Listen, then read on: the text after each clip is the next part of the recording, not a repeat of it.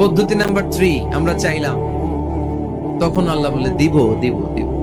না বলেন না তিনি, দিব, তবে এখনো দিব না, পরেও দিব না। এটা তোমার জন্য কিয়ামতের ময়দানে আমি রেখে দিব।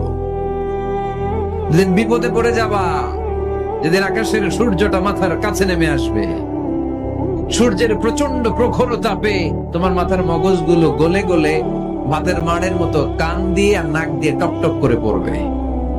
তৃষ্ণায় ক্ষুধায় পেরেশানিতে জিহ্বাটা বের হয়ে কুকুরের মতো নাভি স্থল পর্যন্ত ঝুলতে থাকবে। পীর সাহেব মুরিদরে চিনবে না, মুরিদ পীর সাহেবরে চিনবে না, দলের নেতা কর্মী চিনবে না, দলের কর্মী নেতা চিনবে না, মা তার মেয়েকে চিনবে না, বাবা তার ছেলেকে চিনবে না, বন্ধু তার বন্ধুকে চিনবে না। ওই কঠিন দিন আমি তোমার এই দোয়ার বদৌলতে বাঁচায় দেব। আল্লাহু আকবার।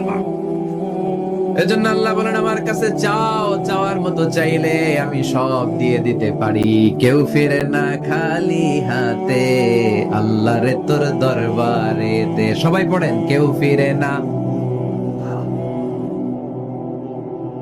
এই কথাটা 100% ঠিক না? 3টা সিস্টেমে কেউ খালি হাতে ফিরছে? প্রথমে সাথে সাথে দিলেন, এরপরে দেরি করে দিলেন, তারপরেরটা তিনি রেখে দিলেন। সুবহানাল্লাহ বলেন।